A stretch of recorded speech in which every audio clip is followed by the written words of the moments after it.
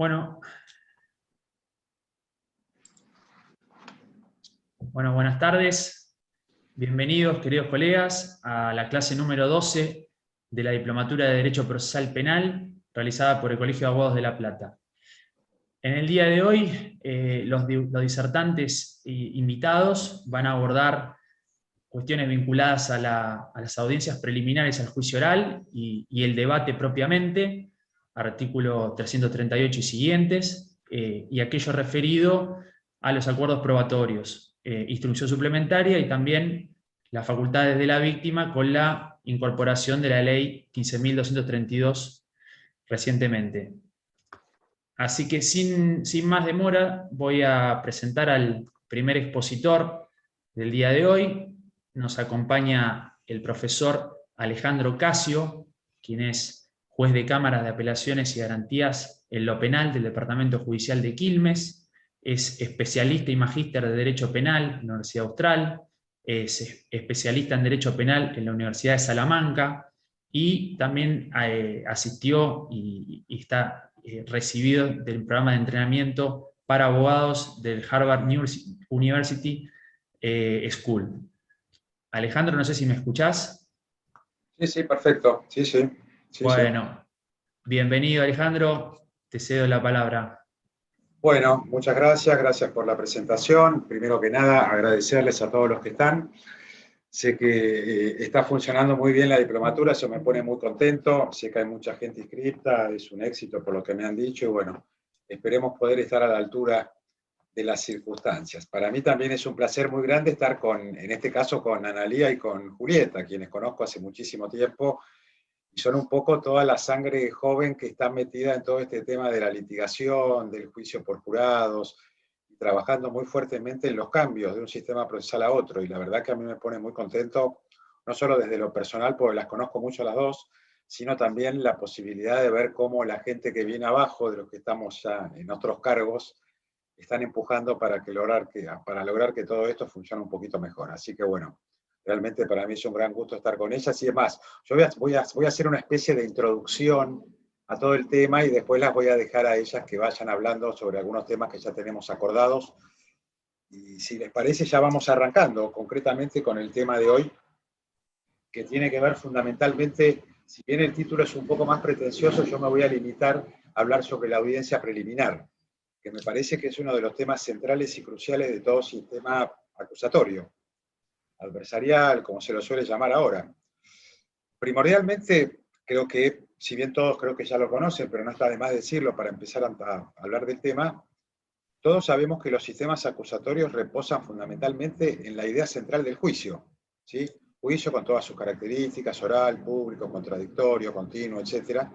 Ya lo conocemos, no voy a profundizar más sobre este tema, pero todo lo que se haga en un sistema adversarial tiene que ver con el norte, es decir, todo se hace buscando como norte el juicio, es decir, todo lo que yo voy a hacer desde que empiezo a tomar un caso hasta que termina va dirigido a pensar que el caso va a ser dirimido en la etapa de juicio. A veces eso no sucede porque a veces yo no tengo un buen caso para ir a juicio, y las soluciones que se pueden dar son alternativas. Ustedes ya las conocen, tampoco voy a hablar de eso ahora, pero supongamos que en este caso puntual el caso va a ir a juicio. Bueno, me parece que la etapa central, y hace bastante tiempo que estamos trabajando sobre este tema, es la audiencia preliminar al juicio. En el Código de la Provincia de Buenos Aires, establecida en el artículo 338, donde me parece que de hace un tiempo a esta parte hemos tomado la real dimensión que esta audiencia tiene. ¿Por qué? Fundamentalmente, podríamos hablar muchísimo sobre esto, pero vamos a lo medular, que es lo que a mí me interesa. Es la última etapa, o debería ser la última etapa, donde las partes pueden promover salidas alternativas al juicio. Es la última etapa donde se va a dirimir, en principio, la prueba que se va a utilizar en el debate, cosa que es fundamental. Es la misma audiencia esta donde se va a dirimir cuál va a ser la duración del debate. Y si todo esto lo miramos bajo el prisma de pensar el caso será decidido por un jurado popular, se entiende mucho más por las razones que voy a dar ahora. en esta misma audiencia y teniendo en cuenta que el juicio va a ser resuelto por jurados, es la última oportunidad, o una de las últimas, donde yo puedo empezar a pensar y conciliar y buscar la forma en determinar cómo vamos a hacer la audiencia de deselección de jurados, cosa que es sumamente importante. El objetivo primordial, digamos, de esta audiencia, dejemos de lado las salidas alternativas, la duración del debate, la instrucción suplementaria, esas son todas cuestiones que, si bien son conexas, yo me quiero detener en algo que creo que es lo más importante. Tiene que ver con la admisibilidad de prueba, ¿sí? Históricamente, en los sistemas inquisitivos, y hasta no hace tanto, con el sistema de enjuiciamiento que tenemos en la provincia de Buenos Aires, eran audiencias que históricamente fueron renunciables. Es decir, si las partes pretendían que se hiciera la audiencia se hacía. Si las partes no decían nada, o si expresamente la renunciaban, la audiencia se resolvía por escrito, ¿sí? Los sistemas mixtos, los sistemas acusatorios de primera generación tienen esos problemas que ponen lo que se llaman audiencias renunciables. ¿Y qué es lo que sucede? Cuando tenemos audiencias renunciables, como no sabemos litigar, no hacemos las audiencias. Si las audiencias las hacemos, no las hacemos bien, las partes no terminan de encontrar las destrezas para litigar en esas audiencias, por ende, el resultado es que esas audiencias no se hacen. Por acá o por allá no se hacen. Las pocas que se hacen mal, y no terminamos de empezar de aprender lo más importante, que es la litigación. ¿Cómo se litiga esta audiencia de semejantes características? Pensemos también que el objetivo central de esta audiencia es poder lograr, teniendo en cuenta que el objetivo es hacer el juicio, que los juicios sean ágiles y limpios. Ágiles para que no se demoren más de la cuenta, y además para poder determinar que en ese juicio únicamente pueda ser rendida la prueba de calidad. Eso también hace a la limpieza del juicio. ¿Por qué? Por eso digo agilidad y limpieza. Agilidad por lo que acabo de decir, y limpieza, en el caso puntual, tiene que ver con que al juicio únicamente va a ir la prueba que fue admitida. Es decir, toda la prueba impura, la prueba que no puede rendirse en el juicio porque, pensando que el juicio es por jurados, los jurados no tienen expediente, los jurados únicamente van a decidir con lo que se decida en el juicio, no pueden resolver nulidades, no pueden tener contacto con una prueba ilegítima, obtenida ilegítimamente, o con prueba que no es de buena calidad. Es decir, si yo elevo el estándar de calidad de la prueba, indefectiblemente, con jueces técnicos o con jurados, voy a tener decisiones de mayor calidad.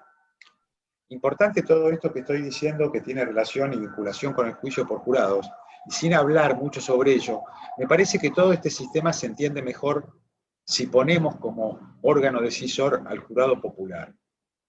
Y estoy diciendo esto por una razón muy sencilla. Piensen ustedes que el juez técnico es el que va a realizar esta audiencia preliminar al juicio, y únicamente, salvo que, bueno, algunas cuestiones que puedan suceder, el control en esta audiencia, el control sobre la relevancia, la confiabilidad de la prueba, ahora yo voy a esbozar mínimamente algunos de estos criterios, ¿sí? Es un control horizontal. Es decir, el juez debe tener como objetivo la agilidad y la limpieza del juicio, pero para eso necesita las partes. Y las partes lo que hacen en esta audiencia es litigar todas las cuestiones que tengan que ver con la ilegitimidad de la prueba obtenida durante la investigación. En realidad no es prueba, ¿no? Serían evidencias. Es más, hablamos tan mal, ¿no? Esto de evidencias y prueba no me parece que sea tampoco tan relevante, pero una pequeña salvedad y nota al pie. Creo que tenemos tanta confusión a veces en algunas cuestiones que hablamos de audiencias orales como si pudiera haber otro tipo de audiencias que no fuesen orales. Yo me canso de escuchar que, no, mañana tengo una audiencia oral, como si pudiera existir otro tipo de audiencia que no fuera oral. La única audiencia que conocemos es esa, es con partes presentes frente a alguien que va a decidir, ya sea de manera virtual o presencial, pero es una audiencia, y esto hace a la oralidad. Decíamos antes, el juez que va a resolver todas estas cuestiones que se diluciden y se planteen en esta audiencia preliminar, no va a ser el juez que decida la culpabilidad o no de una persona. En el juicio por jurados, el que decide la culpabilidad o no de una persona, si bien ya lo saben, lo vuelvo a decir, es un jurado popular, que no tiene contacto con la prueba ilegítima. Esas decisiones son tomadas previamente por el juez que va a dirigir el juicio por jurados. En los casos con jueces técnicos, este tiene un gran inconveniente del cual no podemos salir. Si el juez que va a decidir, supongamos, un planteo de exclusión probatoria, porque la defensa planteó que el allanamiento realizado en la casa del imputado fue hecho de manera ilegal porque no había autorización para ingresar a la morada, y a partir de allí se secuestró el arma que termina vinculando al imputado con el homicidio que se le atribuye, ¿sí? Si ese mismo juez resuelve para acá o para allá la cuestión, en los sistemas con jueces técnicos, es el mismo juez que luego va a decidir la culpabilidad o no de una persona. Es decir, desde algún lugar está contaminado, por no decir un gran lugar, está contaminado con la decisión final. Si yo digo, esto es una exclusión probatoria o esto voy a otorgarle validez a ese allanamiento por X razón, yo ya estoy tomando desde algún lugar partido. Fíjense, esto no sucede con el jurado, que en caso de ser excluido esa prueba o esa evidencia, el jurado nunca va a tener contacto con eso. No sabe ni siquiera qué sucedió. Fíjense hasta dónde la imparcialidad con la que el jurado va a tomar esas decisiones para decidir la cuestión. Otro de los objetivos centrales de esta audiencia tiene que ver con fijar el eje de la controversia. Esto es sumamente importante, por lo que seguramente va a hablar después Analía y seguramente Julieta también, que tiene que ver con si yo puedo, como juez, establecer cuál es el eje de la controversia, es decir, qué es lo que se va a debatir en el juicio, de alguna manera las partes van a poder realizar estipulaciones probatorias, que son acuerdos sobre prueba, acuerdos sobre hechos. Yo no voy a hablar de esto, lo voy a dejar para que hablen después. Pero fíjense, es muy importante. Y este control al que vengo haciendo referencia, el control sobre la legalidad o la ilegalidad de un procedimiento, por ejemplo, el control es un control horizontal que lo hacen las partes, no lo hace el juez. El juez no tiene que estar leyendo el expediente a ver si había autorización o no había autorización. El primero en reclamar la ilegitimidad de un acto realizado durante la investigación, salvo que hubiese sido planteado antes, por supuesto, ¿sí?, va a ser el defensor. Fíjense hasta dónde ese control horizontal que se hace en la audiencia es fundamental. Y yo como juez, nosotros proponemos, y que se entienda bien, ¿sí?, que el juez en este tipo de audiencias tiene que tener una actitud proactiva. Proactiva significa no que él tiene que ingresar al conflicto y empezar a preguntar, pero yo puedo preguntar en este tipo de audiencias para obtener información. Si la defensa me dice que el allanamiento fue ilegal, lo primero que yo haría como juez en este tipo de audiencias es preguntarle al fiscal si eso es así. Y si el fiscal me dice que sí, bueno, que me acompañe la documentación pertinente, eventualmente me diga por qué, y si no fue así, fíjense, ese control lo van a hacer las partes. Y yo lo único que hago eventualmente es preguntar para buscar información para poder decidir los planteos que me realicen. Ni más ni menos que eso. No es tan difícil.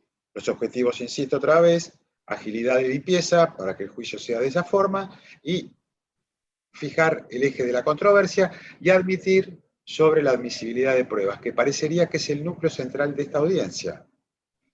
¿Y por qué digo esto?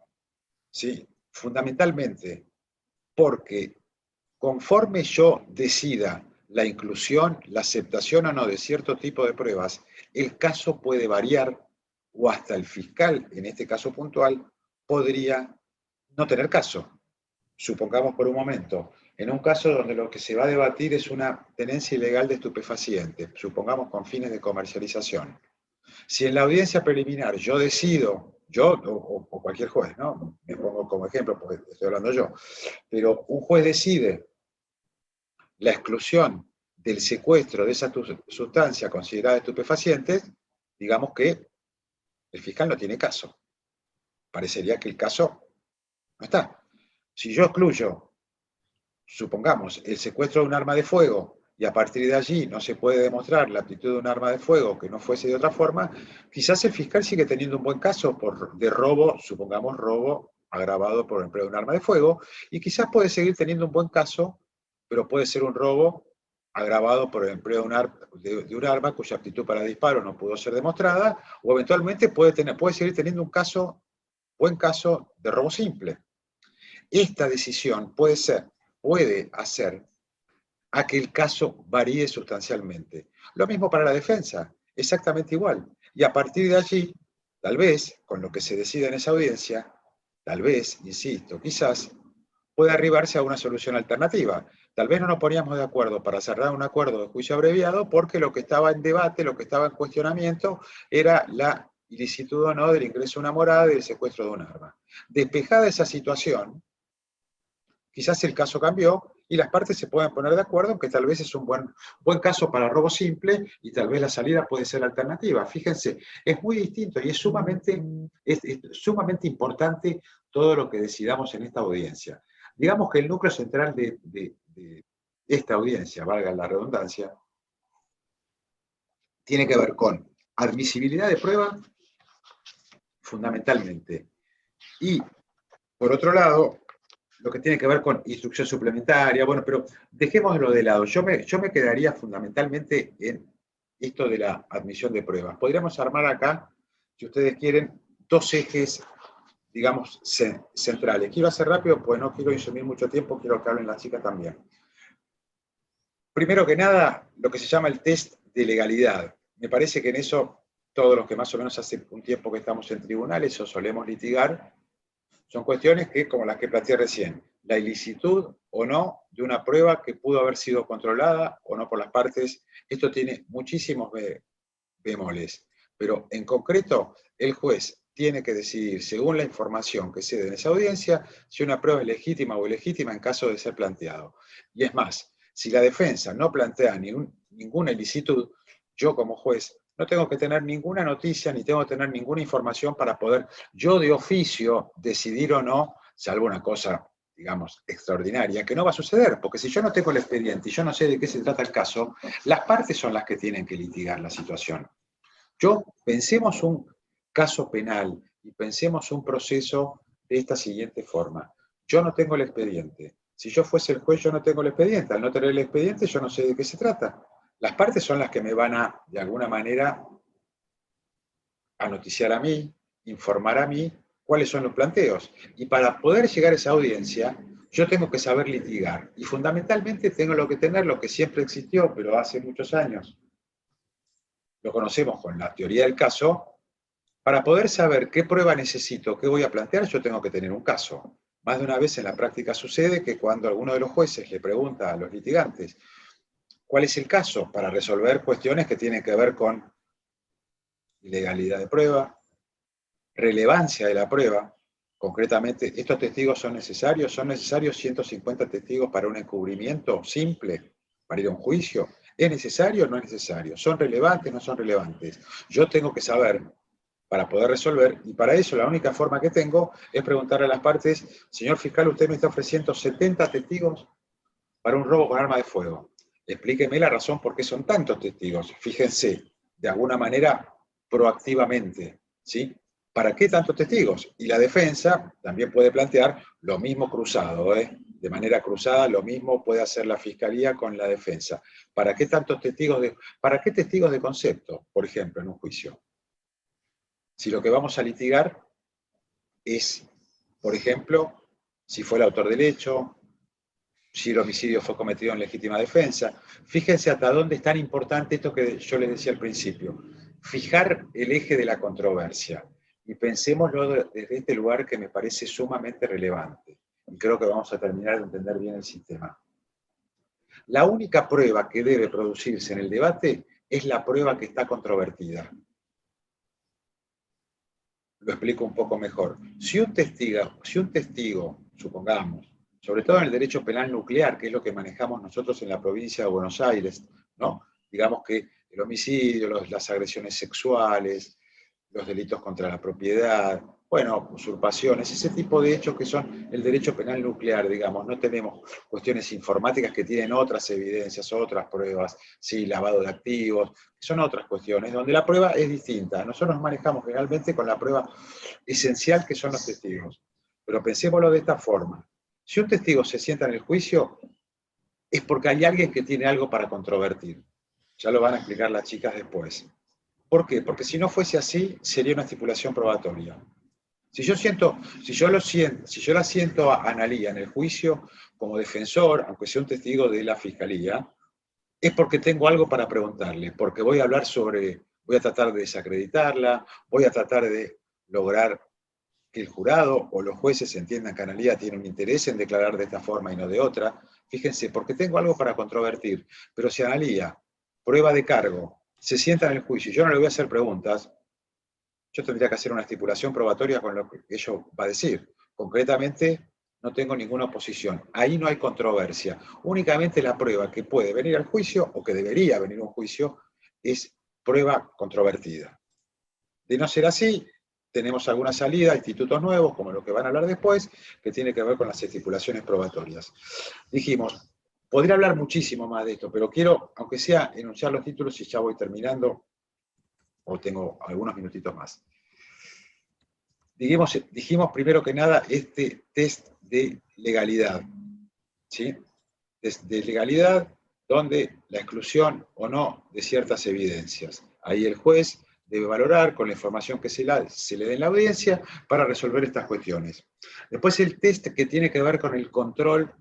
Nosotros arbitrariamente, en un artículo que hemos publicado hace bastante tiempo con Cristian Pena, arbitrariamente, como se hace cuando alguien hace algo propio, arbitrariamente le pusimos como título digamos, como este test, ¿no? RCP, que tiene que ver con relevancia, confiabilidad y perjuicio indebido. ¿Sí? Esto lo explico, aunque sea lo enuncio, si después hay alguna pregunta lo desarrollo un poquito más. El control de relevancia tiene que ver con que nosotros conocimos la pertinencia, si ustedes quieren, de la prueba. Podría ser, quizás hablando de una manera más cotidiana, la pertinencia, la relevancia. Es decir, esta prueba es pertinente, es relevante. Prueba relevante tiene que ver con que yo necesito esto, yo necesito esta evidencia para demostrar algo.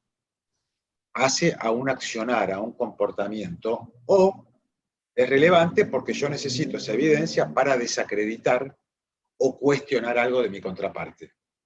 Fíjense, relevancia. Dijimos después confiabilidad. Todo esto se trata en esta audiencia. Pensemos algo que no dije y me parece importante. Hace unos cuantos años ya, creo que ahora ya no tanto, estábamos acostumbrados que en los juicios todos los planteos de este tipo solían hacerse al inicio del juicio. Todavía hoy en la justicia federal se siguen haciendo. ¿Sí? Pensemos que se abre el juicio y en el alegato de apertura, la defensa, sobre todo, hace infinidad de planteos que tienen que ver con nulidad, de falta de acción, un montón de cuestiones que se tratan previamente cuando ya estamos en la etapa de juicio. Y esto precisamente es lo que los sistemas acusatorios, ya de tercera generación, trabajan sobre estos puntos que tienen que ver. Al juicio vamos a demostrar algo, pero la prueba ya fue resuelta en su momento. Yo no puedo entrar a un juicio, y se ve todavía mucho mejor, con jurados, haciendo un planteo de nulidad. Es más, ese planteo de nulidad debe haber sido hecho en la etapa previa, porque tal vez esa resolución hubiese ameritado que este juicio que estamos abriendo hoy nunca se hubiese hecho. Fíjense hasta dónde. A partir de ahí, en los sistemas que todavía siguen trabajando con esta situación, en algunos lugares, ahora ya no tanto, se decía, voy a admitir la prueba una vez que se abría el juicio, ¿no? Admito los planteos y van a ser resueltos más allá de su valor probatorio. ¿Sí? Es decir, vamos a hacer todo el juicio y no sabemos todavía si el planteo de nulidad articulado, salvo que sea esencial, se le va a hacer lugar o no. Fíjense hasta dónde. Hay una confusión muy grande que tiene que ver. Una cuestión es la admisibilidad de prueba y otra muy distinta es la credibilidad de la prueba. La confiabilidad de la prueba, por eso les decía en este test arbitrario que hicimos nosotros, es relevancia, confiabilidades en la audiencia preliminar. Es decir, ¿este testigo es confiable para que se siente en el juicio a declarar? Si el juez decide sí, ese juez se sentará en el juicio a declarar. Después, la credibilidad o no de ese testigo va a ser evaluada y va a ser confrontada por las partes. ¿Sí? Las partes van a trabajar para que los jurados o los jueces técnicos decidan si este testigo es creíble o no creíble. Ya sabemos que es confiable. ¿Por qué? Porque el perito, también otro ejemplo, el perito que se sentó a declarar en el juicio tiene los conocimientos mínimos suficientes y razonables para exponer sobre una ciencia que más o menos conoce. ¿Sí? Más de una vez sucede que declaran en los juicios sobre neurociencias peritos forenses de tribunales, que tal vez tienen muchos años en tribunales, no tienen ningún conocimiento sobre neurociencias, lo llevo bien al absurdo, neurociencias no, pero hablan de cuestiones que no son materia de su competencia y no tienen conocimientos especiales para poder declarar sobre esos puntos, sobre esa especialidad. Sin embargo, en los sistemas inquisitivos y mixtos, muchas veces una contienda entre dos peritos de parte la termina resolviendo un perito oficial, nada más que por el mero hecho de pensar que un perito oficial es imparcial porque es oficial y tiene mayor jerarquía, si ustedes quieren, que peritos de parte que pueden ser verdaderamente especialistas en la materia que se está tratando. Fíjense, esto es muy importante. Confiabilidad de la prueba tiene que ver con, por ejemplo, lo dejo planteado, no lo contesto ahora, el testigo de oídas. ¿El testigo de oídas sí o no? ¿Lo voy a admitir para que se siente en el juicio al cabo González que viene a contar los rumores del barrio? ¿Voy a admitir que se siente a hablar sobre eso o no? Fíjense, sumamente relevante. Si yo digo sí, es una situación. Si yo digo no, es otra situación. ¿Puedo permitir que alguien venga a declarar, a contarme lo que le dijo una vidente que fue la persona que resolvió el caso? Parece un absurdo, no lo es. En el caso de Marita Verón en Tucumán, se permitió la declaración de un testigo de la defensa que declaró sobre lo que le había contado una vidente. Fíjense, esa evidencia o esa prueba es confiable. Yo puedo permitir como juez, voy a lo de antes, que tengo la obligación de que el juicio sea ágil y limpio, admitir la producción de una prueba que jamás podría ser fiable o confiable para cualquier persona razonable. Yo puedo admitir que un testigo venga a declarar sobre sus presentimientos o sobre lo que cree que sucedió. ¿Podría admitirlo? ¿Es una prueba válida para que los jurados populares y los jueces técnicos parecería que no? Aunque conozco de todo. ¿Sí? Llevo muchos años en tribunales. ¿Puedan condenar a alguien por los rumores del barrio? ¿O por presentimientos? ¿O que venga un testigo a sentarse al juicio y sea preguntado sobre su opinión sobre lo que ocurrió? Opinión. Opinión da el perito. Los testigos hablan sobre lo que vieron, escucharon, oyeron y saben, pero no sobre opiniones. Fíjense hasta dónde es tan importante. Dijimos, relevancia, confiabilidad y perjuicio indebido. Lo esbozo aunque sea. Es muy importante lo del perjuicio indebido. Pensémoslo desde este lugar.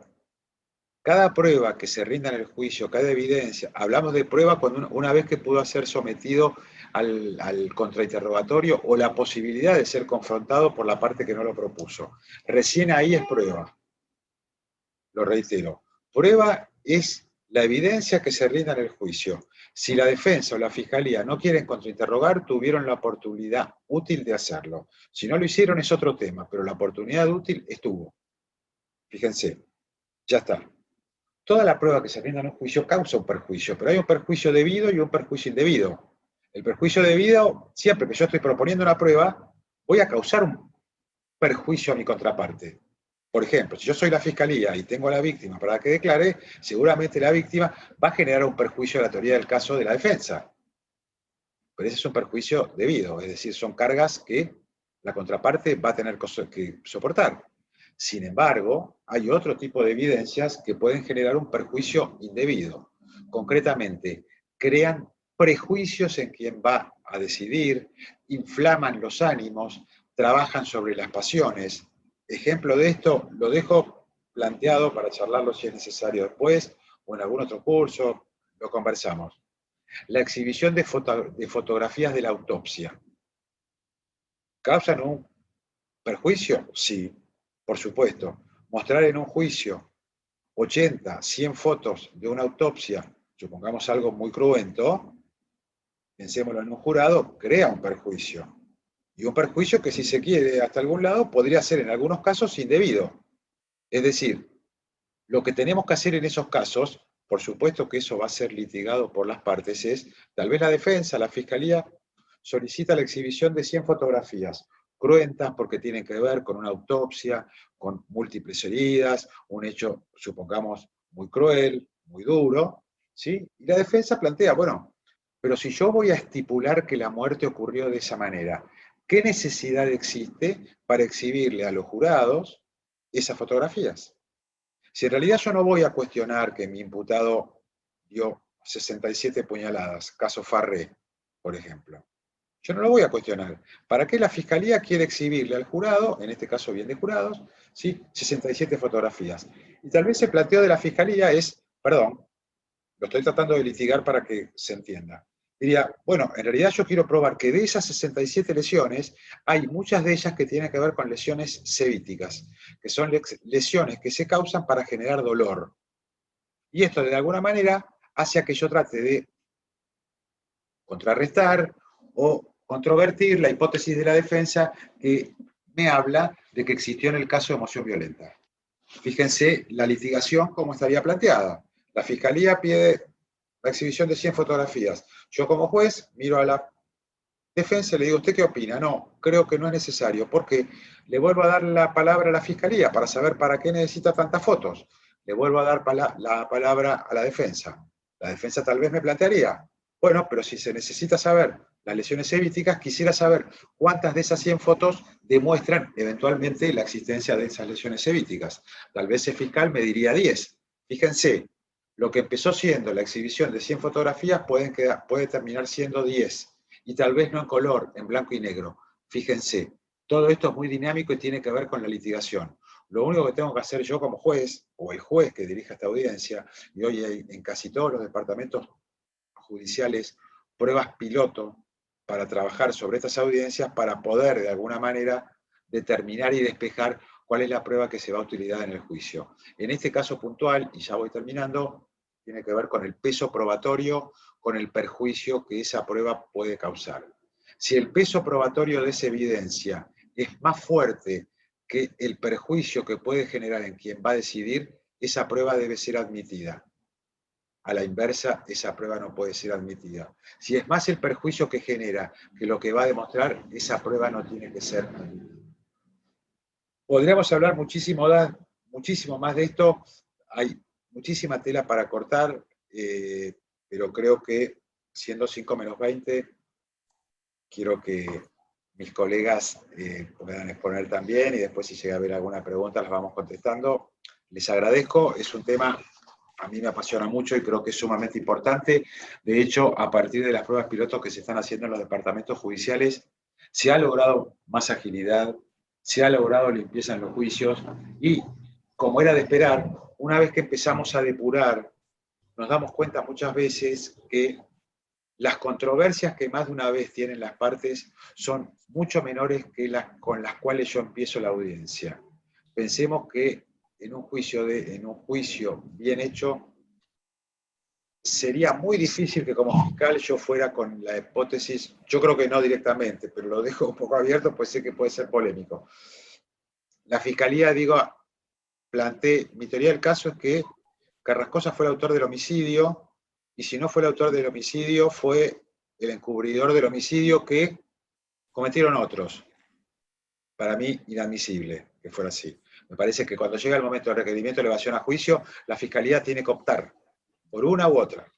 No son cuestiones subsidiarias, acá son alternativas. Una y otra al mismo tiempo no pueden estar, por un lado. Por el lado de la defensa, ¿cuál es su teoría del caso, señor defensor o señora defensora? No, en realidad que el autor estaba en Quilmes en el momento en que el hecho ocurrió en Ensenada, ¿sí? Pero si no estaba en Quilmes, se defendió legítimamente. Y si no se defendió legítimamente, estaba totalmente drogado y no sabía lo que hacía.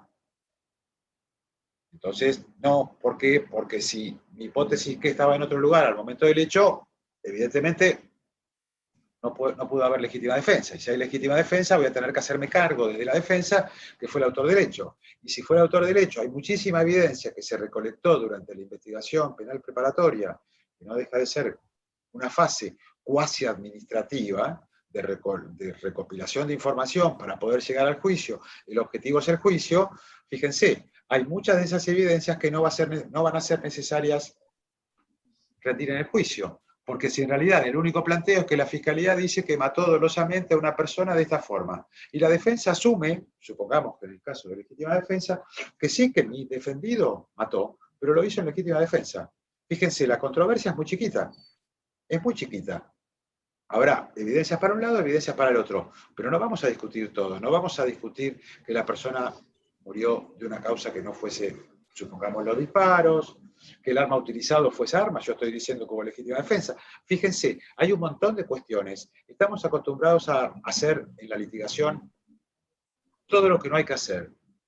Fundamentalmente, nosotros lo solemos llamar en los juicios, tirar todos los fideos contra la pared a ver si algo queda pegado. Entonces, yo tiro todos los fideos contra la pared. Si algo queda pegado, bueno, bien, vamos por ese lado. Pero bueno, parecería que con jueces técnicos esto está más admitido y los jueces técnicos supuestamente, o sí, conocemos y conocen, ¿sí? Podemos despejar esto no, esto no, esto no. Pero fíjense ustedes, pienso de este lugar y con esto termino. Piensen que yo al jurado popular, que no conocen derecho, que los conocimientos especiales no están, que se los va a dar el juez, técnico, etcétera, etcétera, o a cualquier persona normal, que no sea abogada, ¿sí? que no tenga los vicios que tenemos los abogados. Yo le digo, yo quiero venderte un auto, le quiero vender un auto a Julieta. El auto nunca tuvo un choque, pero si lo tuvo, no se nota. Lo primero que me diría Julieta, bueno, ponete de acuerdo, pues si es una cosa no es otra, en el fondo me estás vendiendo algo que no es así. Y me parece que todo esto está regido por dos cuestiones esenciales que a veces las olvidamos, que son la buena fe para litigar y las reglas de ética. Dejémoslo así planteado.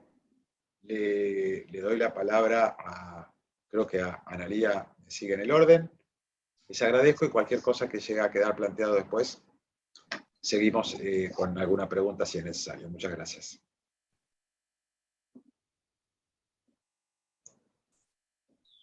Bueno, Gracias.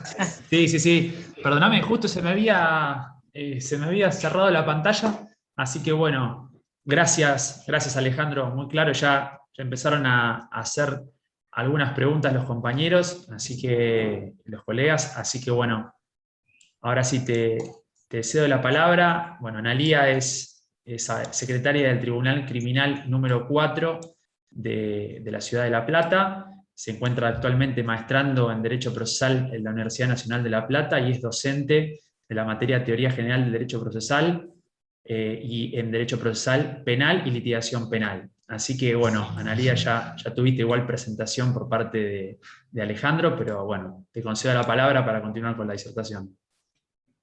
Bueno, muchísimas gracias, Mike, por la presentación también, y para mí es un honor también compartir este espacio con Alejandro y con Julieta, así que bueno, la verdad es que estoy muy agradecida también por formar parte del plantel docente de esta prestigiosa diplomatura que se ha conformado acá, sobre todo en función de los organizadores, como lo es Gonzalo, bueno, Mike, Damián, Martín, que conforman el Instituto de Derecho Procesal Penal del colegio, y realmente es valiosísimo que podamos también estar en contacto con tantos colegas, ¿no?, en el ejercicio libre de la profesión, y en ese sentido hacer, bueno, un intercambio, ¿no?, de nuestros puntos de vista desde nuestros distintos roles.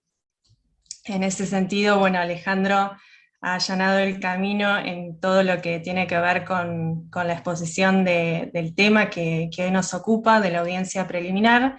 Yo puntualmente, algo ya también adelantó Alejandro, quería concentrarme más bien en un tema que observo en la práctica, ¿no?, debido a mi función, a mi rol de secretaria de un tribunal de juicio, ciertos problemas, ¿no?, dificultades que se presentan en la audiencia preliminar, puntualmente vinculado con lo que es la realización de acuerdos probatorios, ¿no?, o acuerdos sobre hechos o acuerdos probatorios.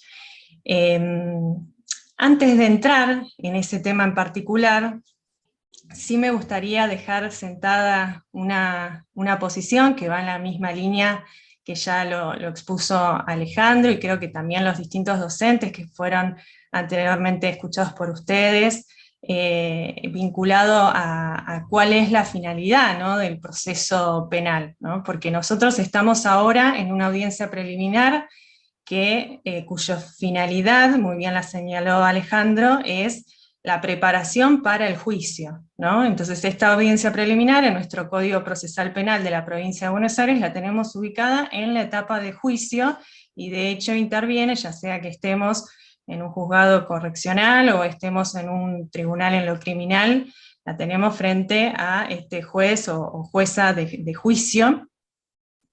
Es decir, que ya hemos transitado la etapa de investigación penal preparatoria, ya hemos transitado la etapa intermedia, y supuestamente, ¿no?, ya las partes han considerado, y cuando me refiero a las partes, a la Fiscalía, a la defensa, ya sea pública o la defensa particular, han considerado que este caso debía resolverse en el juicio.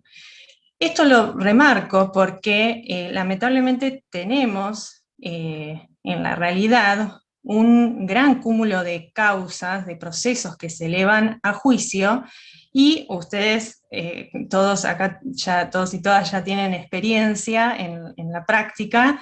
La gran mayoría de los procesos que están en la etapa de juicio no se resuelven a través de un juicio, sino que se terminan resolviendo a través de salidas alternativas, como el juicio abreviado, que es predominante, sobre todo en el ámbito donde me desempeño, en un tribunal en lo criminal, debido a las escalas de los delitos, ¿no?, por la competencia por razón de la materia, y también, bueno, suspensiones de juicio prueba y demás salidas alternativas al juicio que tal vez no son tan frecuentes.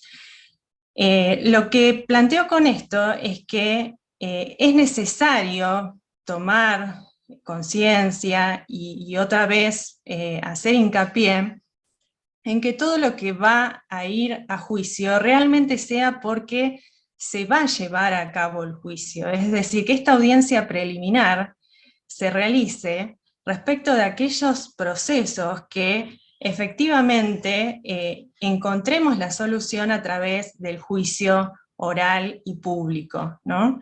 Si bien nuestro Código Procesal Penal de la Provincia de Buenos Aires habilita, ¿no?, que en la misma audiencia obviamente se traten salidas alternativas, como es, digamos, la primera, el primer punto de análisis, ¿no?, dentro de una audiencia preliminar, ver si las partes eventualmente han acordado alguna salida alternativa, y si eso no es viable, bueno, se continúan con los puntos restantes. Creo que debemos hacer hincapié en que la organización del proceso penal, para justamente que sea efectivo, que las resoluciones tengan, o sea, sean dadas en un plazo razonable, cada etapa tiene que cumplir su función. Entonces, si nosotros tenemos durante la investigación penal preparatoria un proceso en donde hay relevancia probatoria, entonces ya en ese momento, es decir, cuando yo me refiero a relevancia probatoria, es decir, que hay prueba suficiente para probar en el caso de la Fiscalía la acusación, y en el caso de la defensa, por ejemplo, bueno, podrá tener una defensa positiva, afirmativa, o podrá tener una defensa negativa, en cuanto a restar credibilidad a la postura de la acusación, pero bueno, va a analizar de acuerdo con su estrategia qué es lo más conveniente. Si considera que en ese momento ya se encuentra en condiciones de poder dialogar con su defendido o su defendida, la posibilidad de acordar una salida alternativa, o si es necesario el juicio oral para poder desvirtuar esa acusación, para poder acreditar la postura de la defensa. Porque pareciera como que todo lo dejamos, tanto la Fiscalía como la defensa, para la etapa de juicio, y la etapa de investigación penal preparatoria casi no tenemos encuentros entre la Fiscalía y la defensa, sobre todo porque lamentablemente en la provincia de Buenos Aires hay poca oralidad, hay poca realización de audiencias, y esto pasa lamentablemente lo mismo en lo que es la decisión de las medidas cautelares, lo cual repercute muy negativamente con lo que ustedes ya conocen, que es el abuso de la prisión preventiva en cuanto a medida cautelar. Entonces me parece que tenemos que hacer hincapié tanto para la Fiscalía, seguramente hay fiscales que están hoy conectados o conectadas, o personal que trabaja en las fiscalías de investigación, trabajar de manera de organización como equipo de trabajo, ¿no? En cuanto a las fiscalías. Me refiero a que esta disociación entre el trabajo de la investigación de una fiscalía y el trabajo de juicio, en las cuales hay poca comunicación entre sí, lamentablemente después repercute de manera negativa en el resultado final de ese proceso, ¿no? Sobre todo tenemos permanentemente las fiscalías de juicio, en las cuales, por ejemplo, para la preparación de una audiencia preliminar, ellos toman contacto, y eso seguramente lo pueden dar cuenta quienes trabajan en fiscalías de juicio, toman contacto en primer lugar con ese proceso penal, con esa causa, en el momento en que, bueno, tienen que ofrecer la prueba. Entonces tienen que realizar una lectura los secretarios, los empleados y las fiscales de esa fiscalía de juicio para poder prepararse a la audiencia. Bueno, acá Silvina justamente estaba diciendo habría que plantearlo, ¿no?, en la Fiscalía General, y eso es realmente algo que debe ser charlado, porque todo lo que tiene que ver con la organización del Ministerio Público Fiscal repercute necesariamente en la celebración de esta audiencia preliminar. ¿Por qué? Porque después vemos que por parte de las fiscalías muchas veces es a veces hasta materialmente imposible que puedan prepararse adecuadamente para cada una de las causas que ingresan en las fiscalías intervinientes en la etapa de juicio, para que puedan preparar sus teorías del caso en función de hechos, de prueba y calificación jurídica que pretenderán sostener en el juicio. La Fiscalía está realizando esta preparación de la teoría del caso, que sería contar cuál es la historia que se pretende, la versión de los hechos, la historia que se pretende justamente acreditar en juicio para obtener, en el caso de la Fiscalía, una condena, ¿no? Porque no, ese sería su objetivo para ir a juicio. Lamentablemente vienen trabajando en una teoría del caso desde la investigación.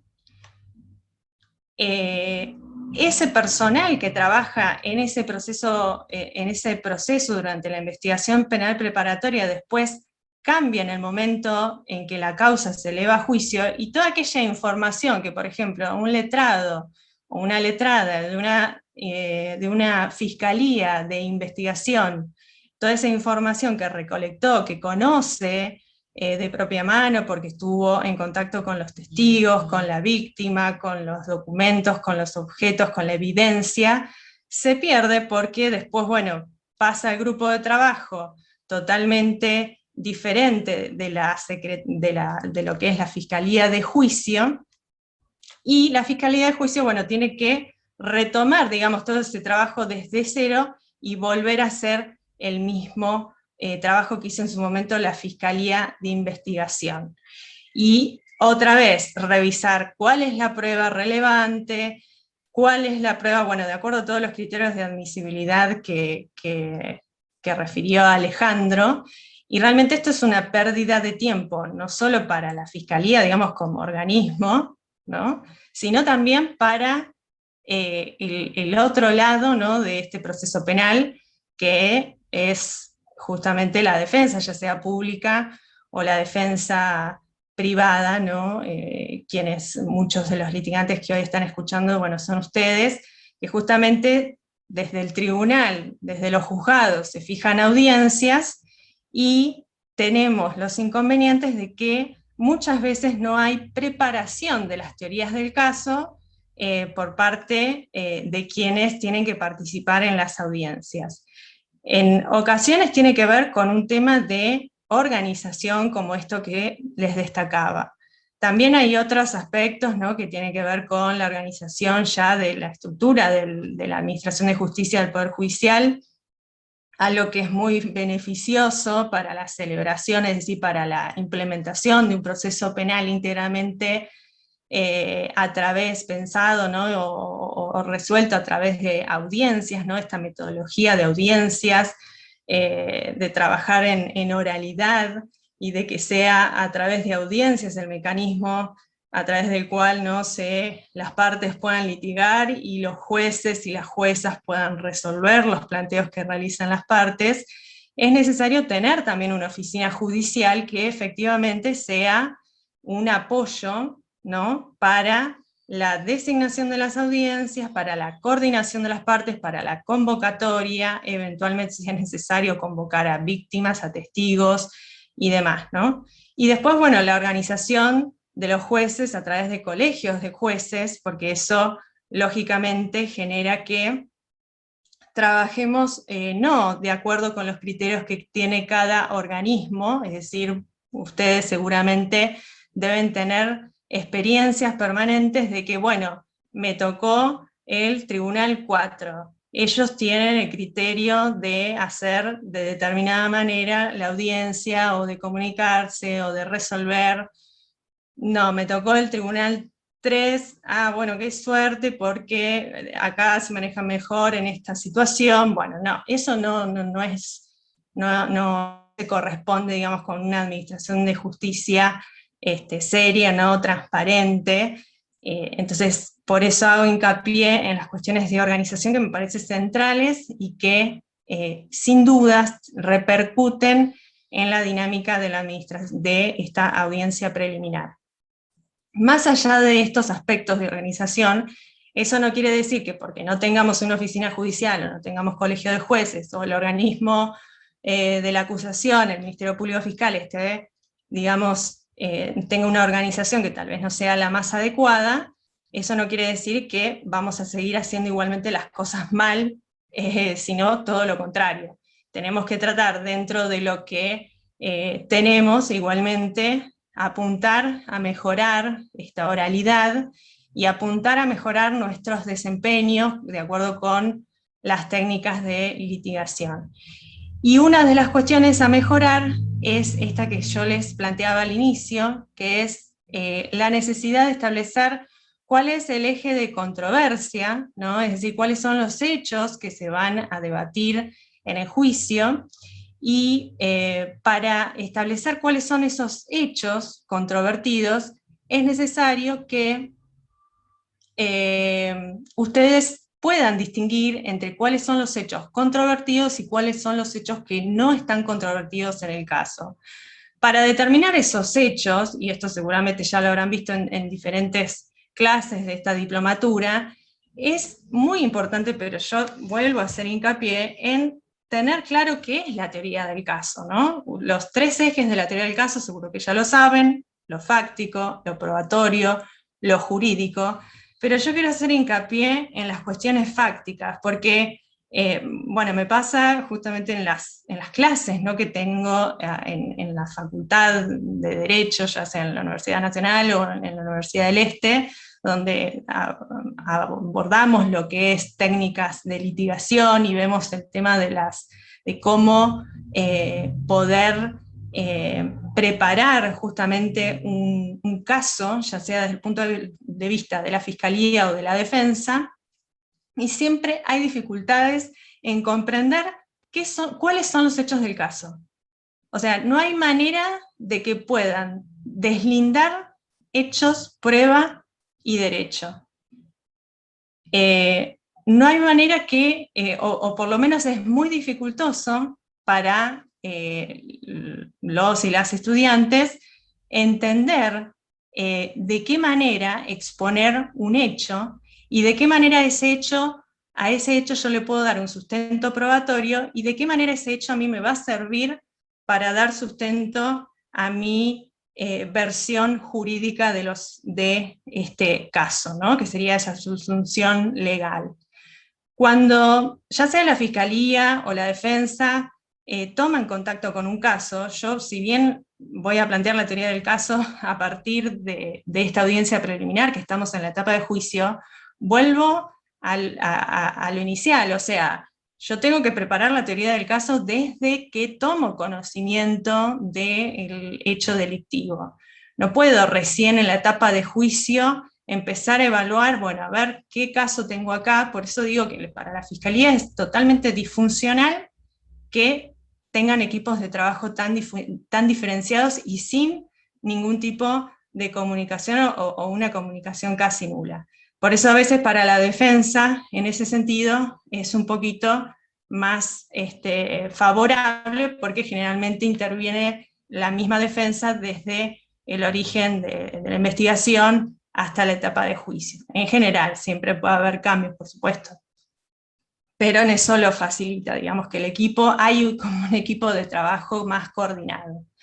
En las fiscalías eso es más difícil, y después el problema es que estamos viendo recién en la etapa de juicio si esa causa, si ese proceso va a ir a una salida alternativa o si vamos a ir a un juicio. Y así, con ese ida y vuelta, estamos 2 o 3 años esperando, y si estamos en un tribunal en lo criminal, generalmente las personas están privadas de su libertad, lamentablemente por este abuso de la prisión preventiva, que mucho tiene que ver con la falta de oralidad y de litigación de las medidas cautelares.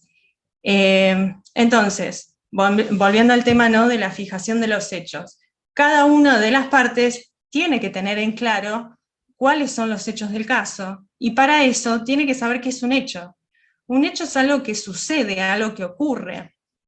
Ustedes saben que en un proceso penal lo que se va a enjuiciar son justamente conductas humanas, ¿no?, que van a estar subsumidas en una figura penal delictiva que está combinada con una pena de prisión o reclusión, o bueno, las distintas alternativas que están previstas en nuestra ley penal. Esa conducta, entonces, se tiene que traducir en un hecho. Ese hecho, ustedes, bueno, esto ya voy a algo básico. ¿Cómo hacemos para saber cuáles son los hechos del caso? Bueno, tenemos que fijar proposiciones fácticas. ¿Cuáles son las proposiciones fácticas? Y bueno, son oraciones. Cuando ustedes estudiaron en la escuela, ¿no?, o sea, yo también, veíamos el análisis sintáctico. Bueno, ¿qué es una proposición fáctica? Una oración simple, es decir, una oración en donde tenemos un sujeto, un verbo y un predicado. Eso es una proposición fáctica. Ese hecho, ese simple hecho, ¿cuántas proposiciones fácticas vamos a tener? Y bueno, depende de la figura delictiva en la cual nosotros vamos a subsumir el caso.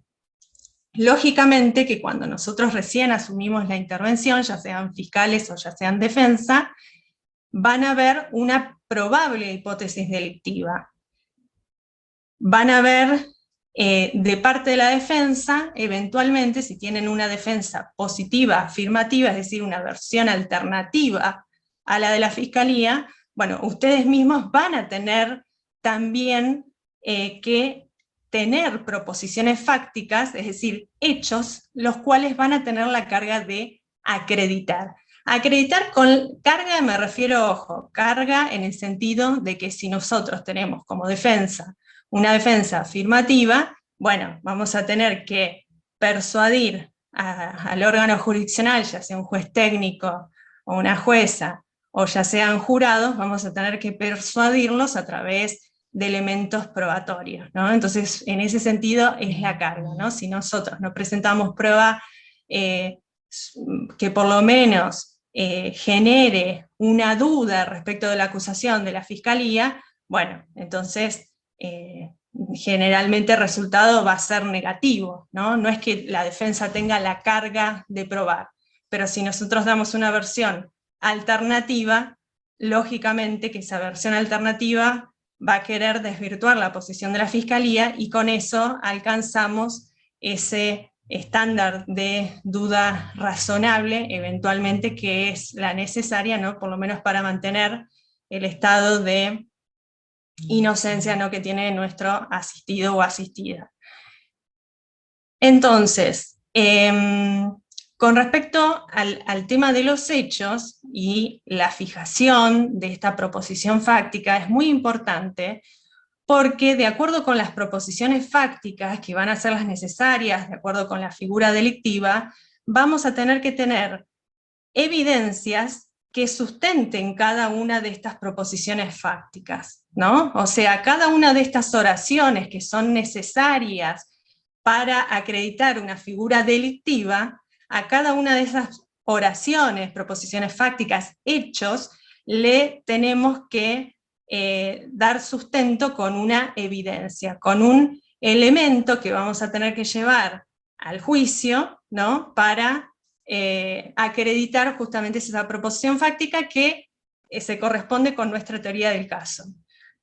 Quiero que distingan también que una cosa es una versión de los hechos, es cómo contamos una historia para que de alguna manera sea un relato persuasivo para quien lo escuche, y otra cosa es esto que les estoy diciendo de delimitar dentro de la teoría del caso proposiciones fácticas, es decir, los hechos, lo probatorio y lo jurídico. Con respecto a lo jurídico, destaco que es muy importante ver el alcance que le damos a la figura penal que nosotros queremos utilizar. Y esto lo remarco ¿por qué? Porque si, por ejemplo, nosotros somos, supongamos que estamos en un caso de violencia, de un caso de violencia contra la mujer, ¿no? Supongamos que nuestro caso se trata de una mujer que le da muerte a su pareja abusadora, ¿no? Y supongamos que nosotros, como defensores, pongo este ejemplo porque me parece que la gran mayoría asumen ese rol en este curso, entonces supongamos que nuestra defensa es la legítima defensa realizada por esa mujer respecto de esta persona agresiva, ¿no? Ese contexto, nosotros vamos a tener que acreditar un contexto de violencia de género y acreditar, bueno, que justamente esta persona lo que hizo fue defenderse legítimamente, ¿no? Estaba ejerciendo su derecho, no es que hubo una intención de dar muerte a otra persona, sino simplemente que se defendió frente a la agresión ilegítima de la persona abusadora.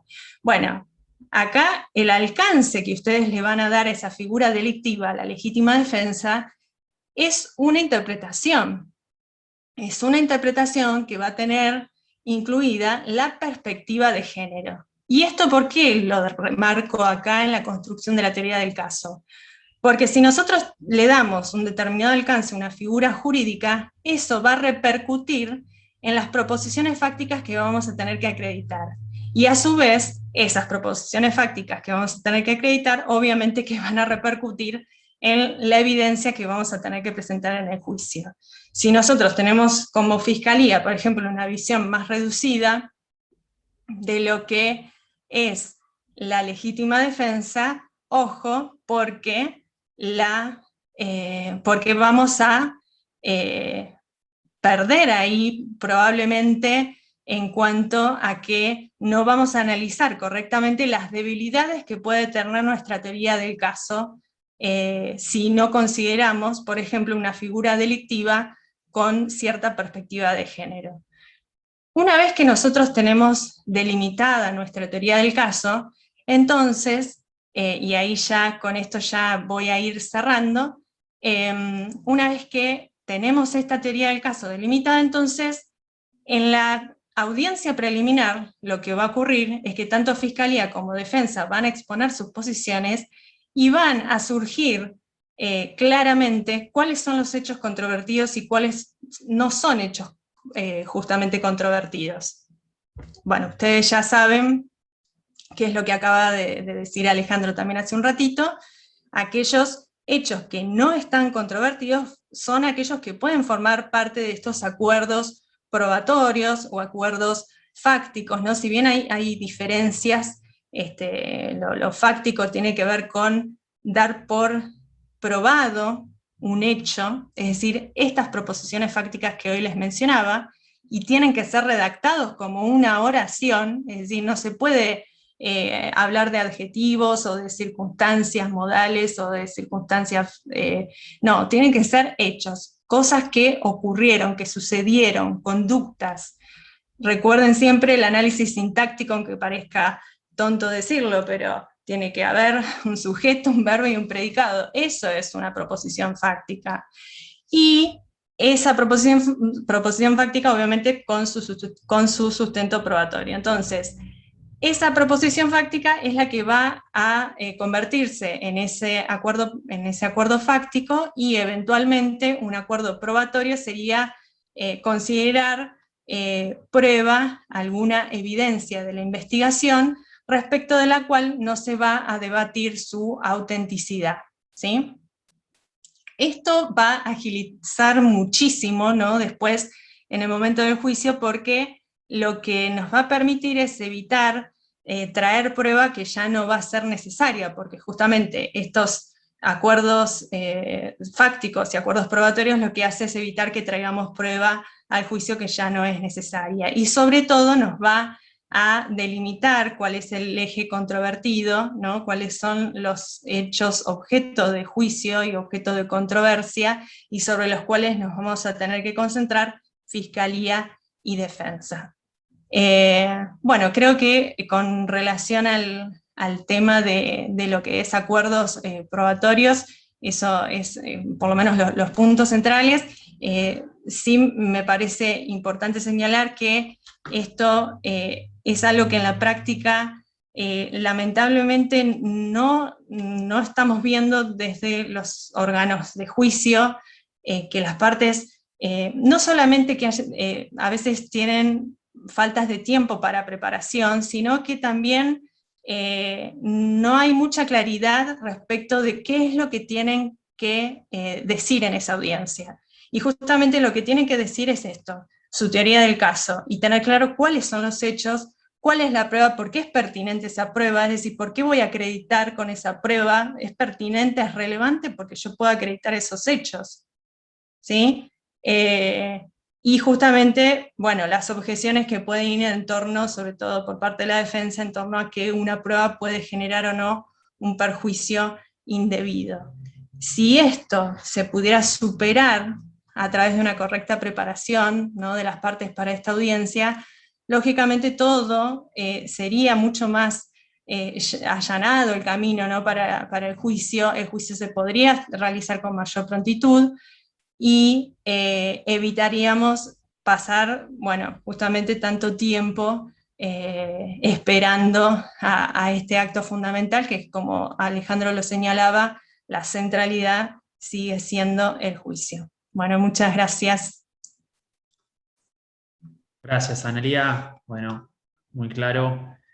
Bueno, le voy a dar la bienvenida a la doctora Julieta McIntosh. Es jueza de Tribunal Oral Criminal número 2 de San Isidro, es profesora universitaria adjunta de Penal 2, la carrera de grado, y designada en la maestría en el área de litigación, y docente de la Universidad Austral. Bueno, fue una de mis profesoras preferidas en la universidad. Hoy tengo el gusto de haberla podido invitar, y tan amablemente y con enorme humildad ha aceptado y nos está acompañando hoy, así que te doy la bienvenida y la palabra también, Julieta. Muchas gracias. Yo lo primero que quiero es agradecerles la invitación que me llega a través tuyo, Miguel. Me parece que estos encuentros interdepartamentales hacen de la justicia un mejor servicio, ¿no? Acá estamos un camarista de Quilmes, una secretaria de La Plata y una jueza de San Isidro. Me parece que esto lo habilita el Colegio de Abogados de La Plata, y la verdad que se enriquece porque nos encontramos con distintos criterios y distintos modos de abordar problemas con los que nos encontramos todos los días. La pandemia fue uno de ellos, la ley de víctimas, recientemente sancionada, que tiene que ser interpretada, también es otro tema que nos presenta desafíos, y criterios jurisprudenciales que nos van delimitando el sentido y los alcances de las normas que tiene nuestro Código Procesal. También hace que los distintos operadores jurídicos interdepartamentales, al charlarlos, puedan llegar a tener algún tipo de opinión encontrada o coincidente, reafirmando lo que venían trayendo o cómo venían entendiendo las cosas. Coincido con las dos personas que me precedieron. Es importante que tengamos en cuenta que todo lo que hay en el IPP no es prueba, y de verdad parece como si fuera una frase hecha, pero realmente, si nosotros entendemos el sentido del IPP, que es una etapa rápida e informal, a cargo de un fiscal, que lo único que tiene que hacer es recolectar evidencia o elementos convictivos para ver si tiene un caso positivo para llevar a juicio. Y ahí sí, en ese juicio, que es el que establece el artículo 18 de la Constitución Nacional, se ponen sobre la mesa todo lo que son las garantías constitucionales, que asisten al defendido, asistencia, bilateralidad, contradicción, inmediación. Digo, no es menor. La IPP realmente no solo tiene que ser entendida con este alcance, sino que de verdad tiene que cumplir esta finalidad. Y a mí nada, yo elegí este tema, el de la oralidad y supuestos de excepción, ¿no? Prevista la regla en el artículo 366 y sus excepciones,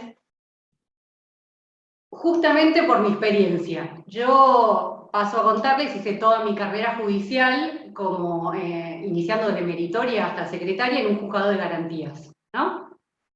Y llegó el momento de jurar, bueno, di examen para tribunal oral, porque era la etapa donde yo quería desenvolverme como magistrada, y ya antes de jurar, todos los fiscales me abordaban y me decían, ¿cuál es su criterio con el acta de procedimiento? ¿La incorpora por lectura? ¿No la incorpora por lectura? ¿Qué es lo que siente? ¿Cuál es su criterio? Estaban todos como muy nerviosos para ver si yo aceptaba que se incorpore por lectura el acta de procedimiento. Lo que, como todos ustedes bien saben, ahorraba que los fiscales trajeran al personal policial, al testigo de actuación y a todo lo que sucediera a partir del acta de procedimiento. Cuando me abordaban todo con esta pregunta, yo dije, bueno, vamos viendo, no sé. Primero, segundo juicio, con el que me enfrento en el tribunal oral, veo que los testigos no llegan, no se encontraban, no fueron notificados, si fueron notificados, no los encontraban, y de repente empieza a aparecer el rumor de los pasillos, ojo con Benítez, ¿no? Tengan cuidado, si van a incorporar por lectura, ojo con Benítez.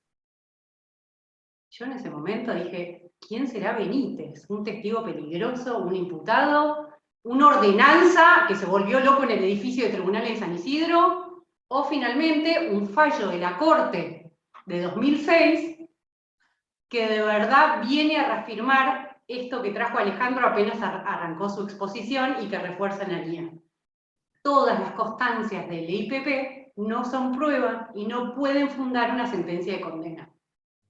Entonces, si hay una prueba de cargo que de verdad va a fundar una condena, tiene que ser presentada o sometida al debate, con la bilateralidad, la contradicción necesaria, el derecho de la defensa de examinarlo y de contrainterrogarlo, y frente a la inmediación del tribunal de juicio. ¿No? Finalmente Benítez en un fallo de la Corte, que yo había estudiado muy bien, pero que tenía que darle la utilidad en ese momento de la audiencia de debate. Supongo que todos conocen el fallo Benítez, finalmente terminó siendo el guardián de las garantías procesales, ¿no? Es un fallo en el que la Corte anula una sentencia porque toda la prueba había sido incorporada por lectura, con oposición de la defensa, porque no había tenido una oportunidad efectiva y útil de intervenir en esas declaraciones testimoniales tomadas en la Fiscalía. Y lo que estableció fue exactamente eso, que fue importante para darle alcance a este artículo, porque lo que dice es, no importa cuánto esfuerzo hizo el Estado en conseguir lograr la comparecencia de un testigo o no. No importa si está acreditado fehacientemente que no encontraron el paradero y que trataron de ubicarlo. Lo importante es que toda la prueba relevante que funda la condena del imputado está basada en constancias convictivas del IPP, que no son prueba. Mucho menos de cargo y mucho menos contrarrestadas por la defensa. Entonces, en base a mi pasado y la práctica de cómo inicié mi etapa de juicio, yo quería esto, que juntos repasáramos, ¿no?, el principio general del 366, que habla de esta necesidad de no incorporar las constancias probatorias o convictivas que no son pruebas, que están en el IPP, y someterlas al contradictorio. Que excepcionalmente pueden suceder supuestos que lo habiliten, como en el caso de los anticipos extraordinarios de prueba, como en el caso de las declaraciones de las víctimas en una cámara Gesell, que además están rodeadas de todas las garantías para facilitarle a la defensa que intervenga, que están, en muchos casos tienen la modalidad de la cámara Gesell, donde queda grabada en un sistema audiovisual, y que además no solo garantiza la oralidad, sino la inmediación. Es muy importante que nosotros, como jueces, por lo menos desde mi rol, destaquemos las ventajas de la inmediación, ¿no? No es lo mismo tener un testigo enfrente donde yo puedo ver su gestualidad, sus emociones, el tono de su discurso, la coherencia con la que habla, sometido a un juego de partes en donde yo soy una tercera que solo me queda ver qué está pasando en ese juego adversarial, ¿no? Ni siquiera la pregunta aclaratoria, quizás sería bueno, ¿no? Como dejarla reservada para supuestos sumamente excepcionales. Sería como bueno para nosotros, que ya estamos en esta etapa acusatoria y que ya el sistema inquisitivo queda como un resabio muy viejo, empezar a acostumbrarnos que es un juego de partes, por lo menos desde la magistratura, ¿no? Que observamos qué sucede. Entonces, esto, destacar la oralidad, destacar la bilateralidad, la contradicción, la igualdad de armas.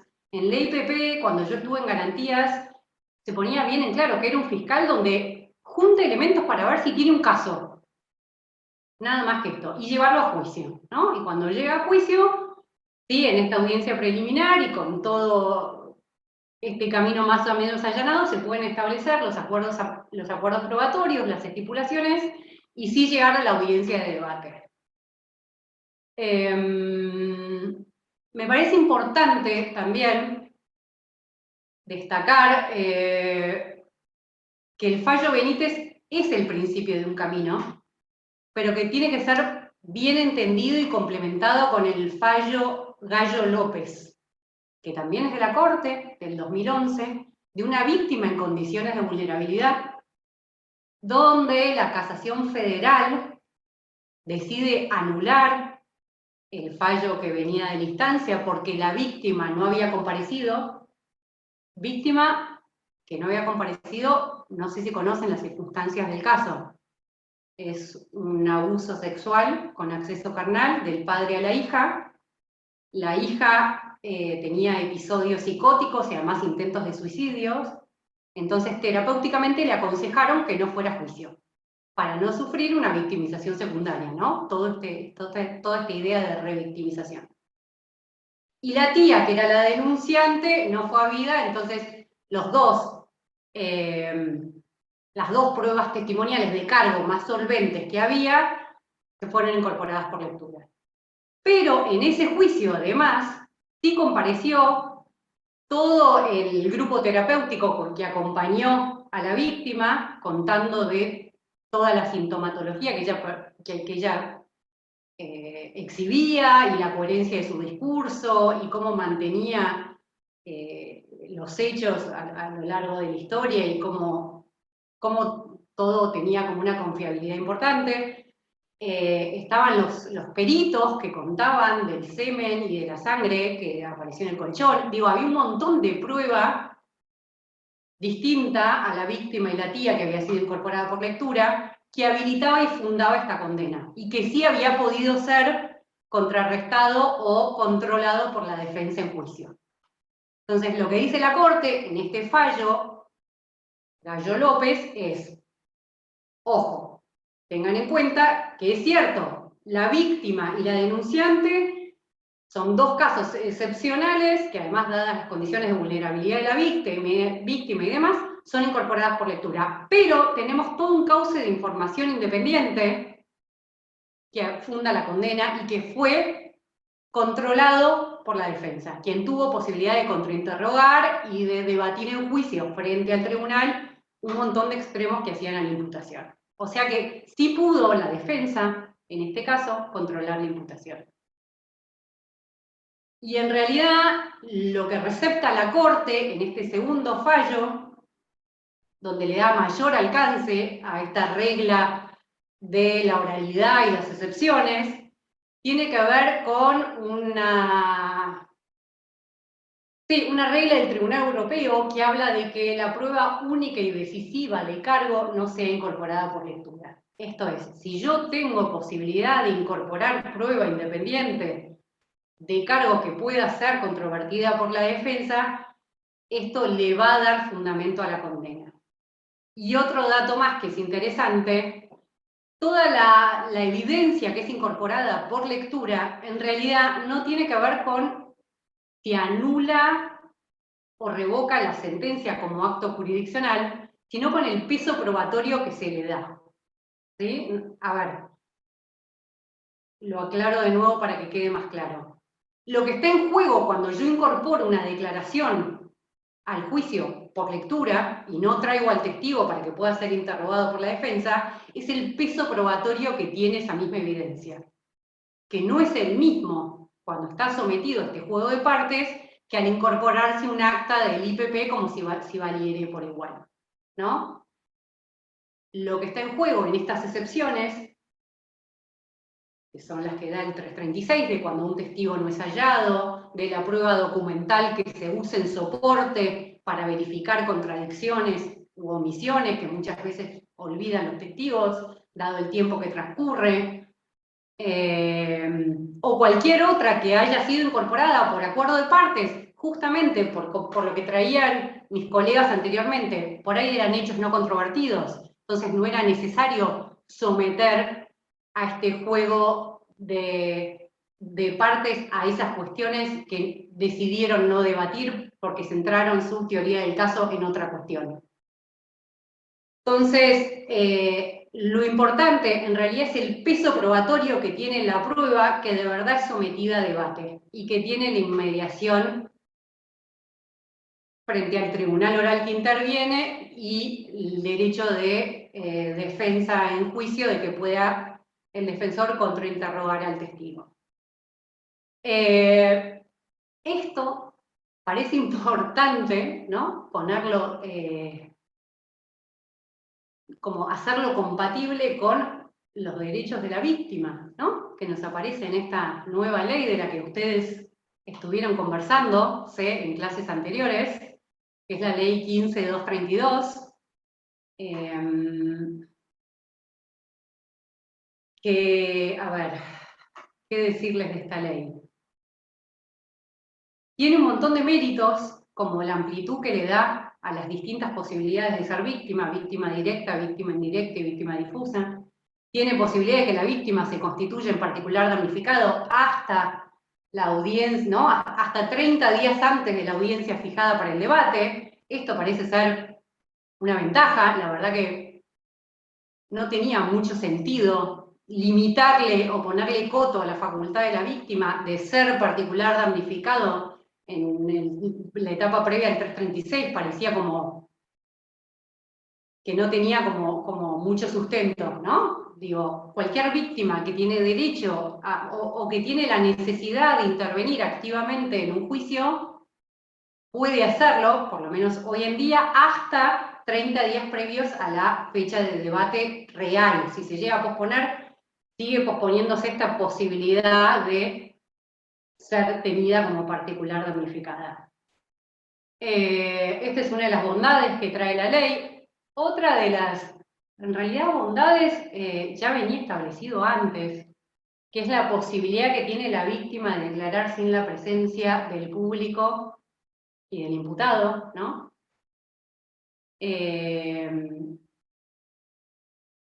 A ver, veníamos hablando del control de la defensa de la prueba de cargo. Y el testimonio más importante de cargo en general, en la mayoría de las casos, es el que viene de la palabra de la víctima. ¿Cómo hacemos compatible, ¿no? El derecho de defensa que tiene el imputado para controlar la prueba y el derecho de la víctima a que se resguarde su intimidad y no declarar en presencia del imputado, ¿no? Estamos como con dos derechos que parecen en pugna. Y la verdad es que la manera de hacerlo compatible, que esto ya venía, no sé en otros departamentos judiciales, pero por lo menos de donde yo vengo, lo que hacemos es colocar al imputado en un recinto como contiguo. En realidad lo que hacemos puntualmente nosotros es poner un chapón, ¿no? De donde van los expedientes, poner al imputado detrás de ese chapón para que la víctima no lo vea y que la víctima pueda declarar sintiendo que está como protegida de encontrarse con su agresor, y el imputado tenga derecho a hacerle cualquier pregunta a través de su defensor y controlar así la imputación. ¿Cómo se lleva esto a la práctica? Se traslada al imputado a este salón contiguo o recinto medio aislado o protegido, se mantiene ahí, el defensor sigue en su lugar, la víctima declara y antes de cerrar la declaración de la víctima, el defensor se acerca al imputado y le pregunta qué es lo que desea interrogar o sobre qué puntos quiere detenerse. Entonces, de esta manera se trata como de resguardar los intereses de los dos, ¿no? Digo, es tan válido el del imputado a querer contrainterrogar a la víctima, que es en muchos de los casos el elemento de cargo que más peso tiene, y la víctima derecho a prestar su declaración de la manera como más íntima y sensible posible, sin tener a su agresor, que le puede llegar a provocar mucho temor, ¿no? En muchos de los casos. Y a ver, más allá de toda esta declamación de derechos que hace la ley de víctimas, yo creo que lo que necesita de los operadores esta ley es que alguien, y acá también celebro la creación del abogado de la víctima, que alguien pueda decodificar su discurso y entender qué es lo que quiere, ¿no?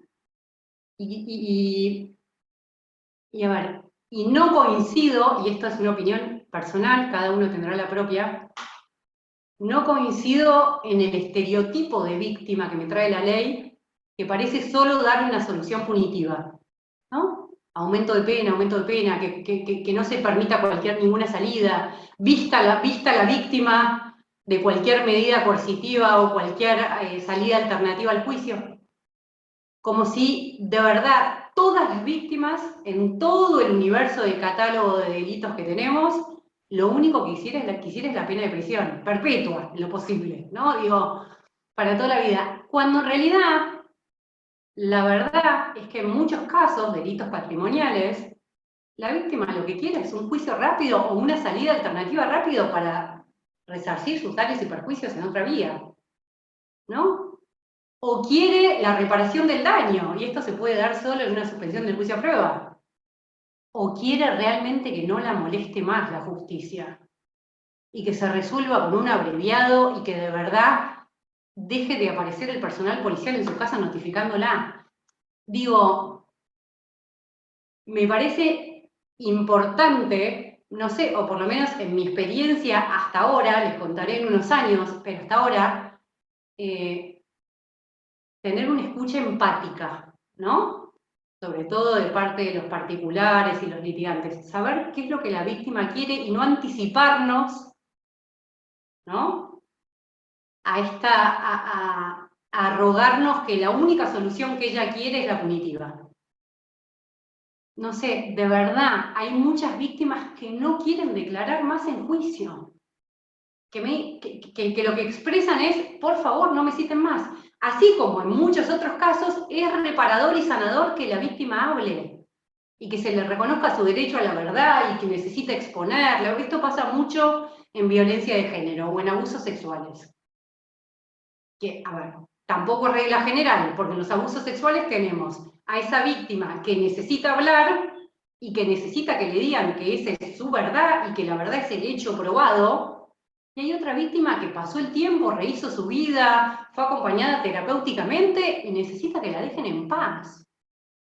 Entonces, los últimos temas de la clase de hoy hablaban de los derechos de la víctima y mi reflexión personal es nos arrogamos en su momento los derechos y facultades de la víctima cuando le expropiamos el conflicto y no le dimos intervención para nada. Digo, no podía ni siquiera saber cuál era el estado de la causa. Ahora parece que nos estamos arrogando el dolor de la víctima, ¿no? Dando por sentado que lo único que quiere es que el detenido o el imputado o su agresor en este caso se pudra en la cárcel. Y no sé si es tan así o no así en la mayoría de los casos. Entonces me parece importante, nosotros como operadores jurídicos o como abogados, que podamos darle a la víctima distintas alternativas y preguntarle qué es lo que quiere. Y no sé si en la primera oportunidad en la que se confronta con el sistema, porque por ahí está como todavía con los ánimos como muy convulsionados, por ahí necesita decantar, ¿no? Y tomarse el tiempo para reflexionar qué es lo que quiere.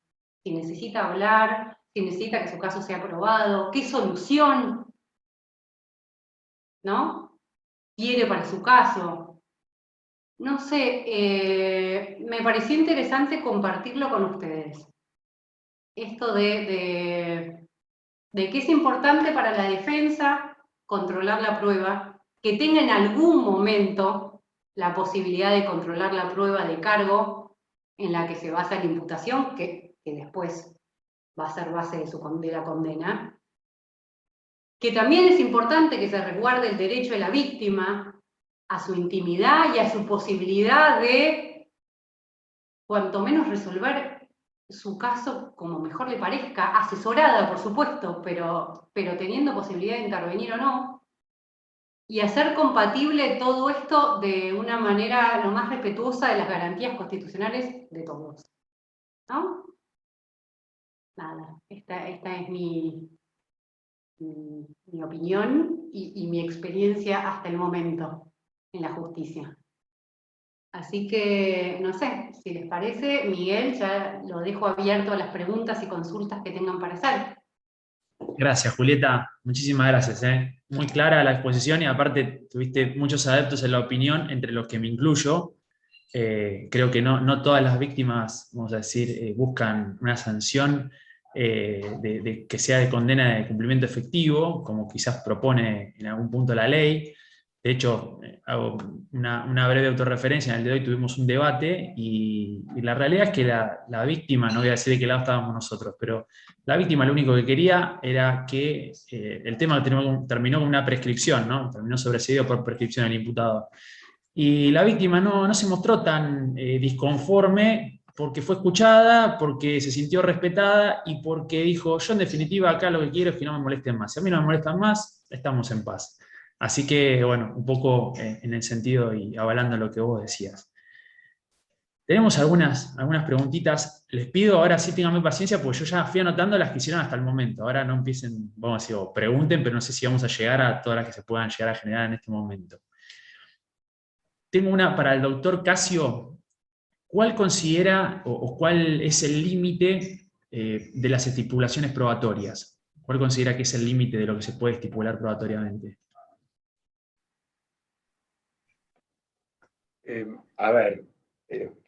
No puedo estipular algo realmente que no es cierto. Yo no podría estipular una situación absurda. Si las partes se ponen de acuerdo y quieren estipular que a las 2 de la mañana era de día, más allá de que las partes estén de acuerdo, yo no puedo estipularlo, desde ya. Tienen que ser cosas razonables, lógicas, que no vayan a ser controvertidas, como creo que dijo Analía, y no sé si también, no, creo que Analía fue. Son estipulaciones que tienen que ver sobre hechos, son cuestiones que no van a ser controvertidas. Ni tampoco, por otro lado, puedo admitir que arbitrariamente o irrazonablemente las partes o alguna de las partes no quieran estipular cuestiones que no se van a controvertir en el juicio. Situaciones que se suelen dar bastante frecuentemente. Hemos tenido, nosotros venimos capacitando hace muchos años en distintas provincias con todo este tema del juicio por jurados, o sea que son temas que recurrentemente salen. Y teníamos situaciones absurdas que nos decían cómo nos manejamos jueces ante el fiscal. Se enojó y no quería estipular nada. nada. O la defensa dijo, no voy a estipular nada y quiero que todo se demuestre en el juicio. Bueno, tampoco, por eso me parece que la gran palabra acá es flexibilidad. Flexibilidad para resolver desde el juez, razonabilidad en las partes y buscar de alguna manera consensos con esos objetivos que planteamos antes. No puedo estipular cualquier cosa que no sea cierta, por supuesto, hay alguien que habla de buena fe, desde luego, ética, eso está durante todo el proceso, más allá que a veces no parece. Pero bueno, dejemos de lado eso, si parece o se cumple o no se cumple. Pero si nosotros fijamos el eje de la controversia, a partir de ahí las estipulaciones probatorias parece como que caen solas. Porque yo podría preguntar con flexibilidad, llevando al absurdo, bueno, pero si para qué alguna de las partes quiere este testigo o quiere esta evidencia que se rinda en el juicio, si nada, no va a ser ni siquiera controvertido. El eje pasa por otro lado. Creo que un poco la síntesis sería eso. Bien, bien. Esta pregunta la hizo el doctor Menucci, que es fiscal de instrucción acá de la Ciudad de La Plata. En este mismo sentido, lo dejo abierto ya a cualquiera de los expositores y las expositoras para que la contesten, si sería pertinente tener reglas sobre admisibilidad de la prueba, como es en el caso de Estados Unidos. Esto puede ser Alejandro, Julieta, Analía, ¿quién? Bueno, sí, si les parece, ahí intervengo para dar una opinión, y obviamente que es simplemente una opinión, pueden los demás expositores también tener opiniones diversas.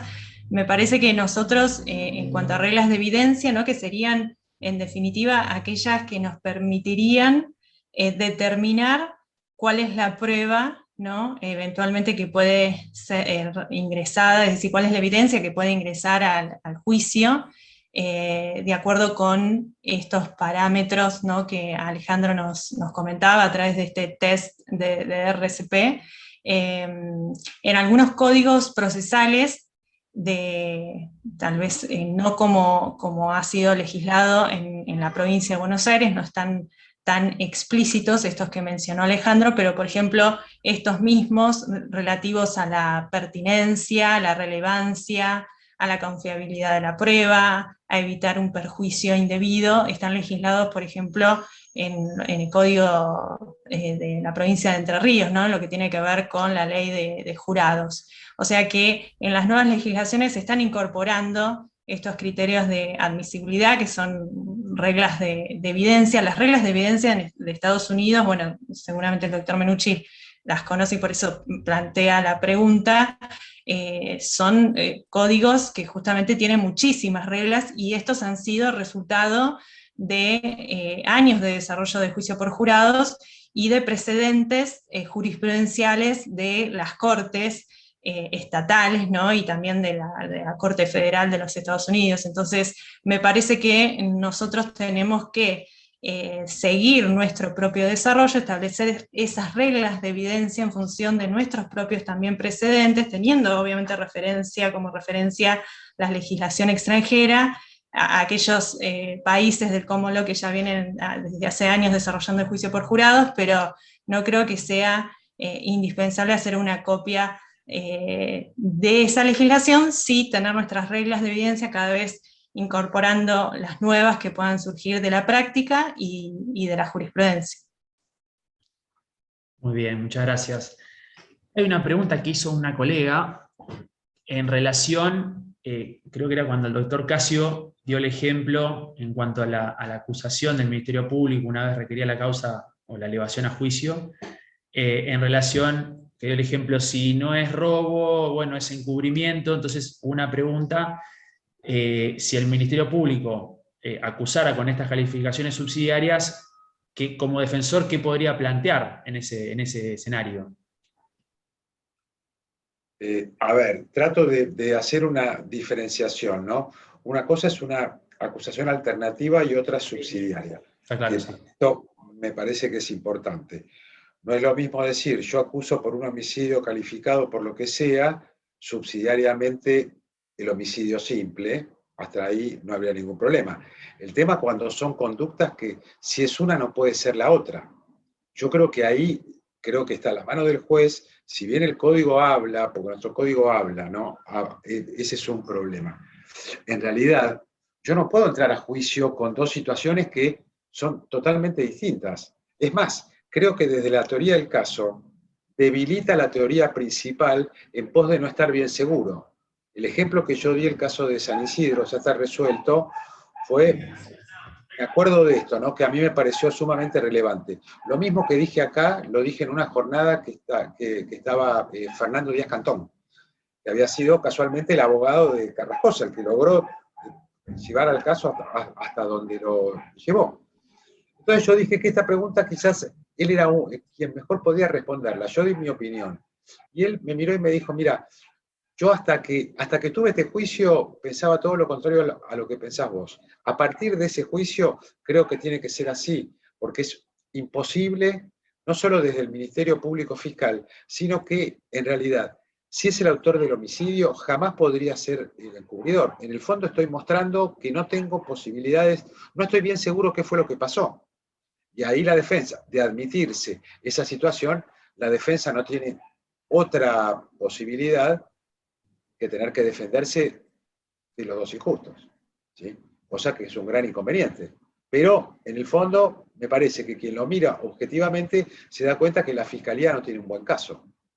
Tal vez es un buen caso de encubrimiento, pero no es bueno como homicidio, o viceversa. Y la defensa, muchas alternativas, si eso se admite, es tener que preparar una defensa, por supuesto. Ahí también tenemos que ver con la congruencia, porque también no es lo mismo la descripción fáctica de un homicidio y la prueba que yo necesito para demostrar esto, y los requisitos típicos de cada injusto, que el descubrimiento. O sea que en realidad yo tendría que, desde un primer momento, o una vez que veo que el caso es así, también darle la posibilidad a la defensa que se defienda, que se defienda con una descripción fáctica distinta, porque si no ahí empezamos, como dice Silvina Langone acá, vamos a probar suerte en el juicio. Y en el juicio no estoy para ir a ver, como se dice más de una vez, bueno, acá lo he escuchado infinidad de veces, las partes que le dicen a los testigos, mire, acá usted tiene que contestar porque acá estamos investigando esto. No, es un error sustancial, no investigamos más nada, acá estamos para probar lo que ya supuestamente fue investigado. Si vamos a investigar en un juicio, estamos en un problema, y serio, y parecería que eso hace que vayamos a sacarnos la duda en el juicio, y parecería que no puede ser. Pero volviendo al tema, lo hice un poco largo, la defensa no tiene otra alternativa de tratar de marcar bien la cancha, porque si se admite, y bueno, la prueba no es distinta, la plataforma fáctica es distinta también en esos casos. Clarísimo, clarísimo. Otra pregunta es, si más allá de lo estipulado en el código, consideran que es aconsejable fijar reglas de orden en relación a los temas a discutir en la audiencia preliminar.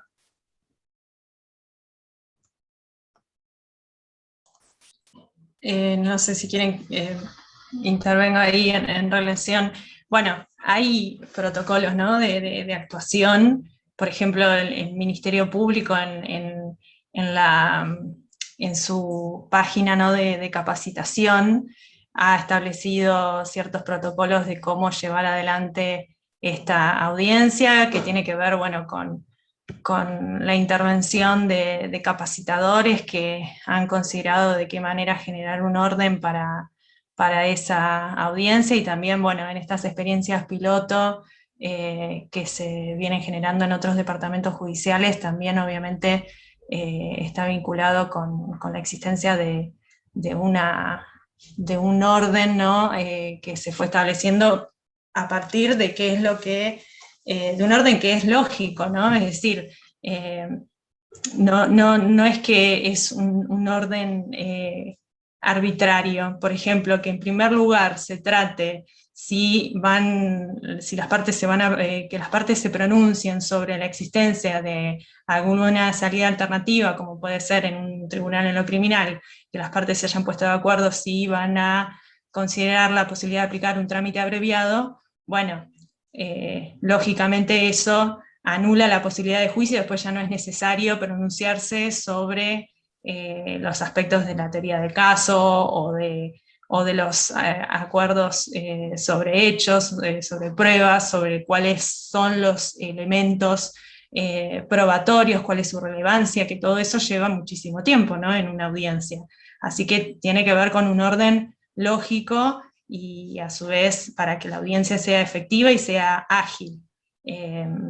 Yo quería destacar nada más en relación al tema que abordé, que me parece muy importante con relación al tema del trámite abreviado, considerar que lamentablemente es la regla en la etapa de juicio, cuando en realidad debería ser la excepción, ¿no? Reitero eso. Si estamos en la etapa de juicio, creo que es porque indudablemente el caso tiene que resolverse a través del juicio. Un juicio que, ustedes saben, por mandato constitucional tiene que ser frente a un tribunal de jurados, que es la única manera en que eventualmente, frente a la declaración de culpabilidad de una persona acusada por parte de un tribunal de jurados, bueno, pueda aplicársele una pena de prisión, ¿no? Ese es el único juicio válido y al único que podemos llamar juicio, ¿no? La tramitación abreviada no es un juicio propiamente dicho y no tiene las garantías constitucionales que tiene el juicio por jurados, por eso remarco el mandato constitucional, aunque es algo que no está específicamente dentro del programa con este punto de la audiencia preliminar, pero tiene que ver porque justamente se tratan salidas alternativas allí, y el trámite de juicio abreviado lamentablemente es una de las salidas que más se utilizan en la etapa de juicio. Muy bien. Esto, algo hizo referencia Julieta hoy en su disertación a la importancia de la inmediación en lo que es el juicio, esa posibilidad que tienen finalmente los jueces, el tribunal, de tener a su alcance, vamos a decir, los testigos, la declaración en el caso de la víctima, del imputado. La pregunta es más de opinión, ¿no? Pero, a ver, Julieta, si vos considerás que se garantiza la inmediación y el derecho de defensa sin la presencia física del juez en la sala de audiencias. Lo digo en un caso concreto porque el caso que tuvimos hoy, el juicio oral, estábamos todas las partes y el juez correccional estaba, vamos a decir, pero por un medio telemático. En ese caso, ¿podemos hablar de que se garantiza de todas formas la inmediación y el derecho de defensa del imputado? A ver, esto en realidad vamos a ver qué dicen después, ¿no? La casación y los órganos superiores de revisión de sentencias al momento de valorarlo. Y de vuelta, la pandemia, como las leyes nuevas, todo nos va enfrentando a desafíos que cada uno, ¿no? Y por eso son interesantes estos encuentros interdepartamentales. En mi opinión personal, a ver, no sé si está afectada la garantía de defensa del imputado, porque es este juego bilateral de partes el que de verdad se tiene que resguardar. El juez es un tercero imparcial que tiene que estar equidistante, no puede ni hacer preguntas. O sea que en realidad, observando este juego de partes, quizás la garantía constitucional esté resguardada. Ahora, a mí lo que me preocupa, o lo que eventualmente podría considerar que está en crisis, es la posibilidad de ese magistrado de formar convicción, ¿no? Digo, conocemos que no tener esta inmediación te impide ver un montón de cosas que escapan a una pantallita pequeña, ¿no? Con la tecnología que va y viene. Si de repente el imputado empieza a titubear con alguna, ¿no? Algún contrainterrogatorio que le hace la defensa, además, quizás esto del juez se lo pierde, ¿no? O baja su tono de voz porque le da vergüenza, o mira para el costado, o digo, hay un montón de datos que se pierden.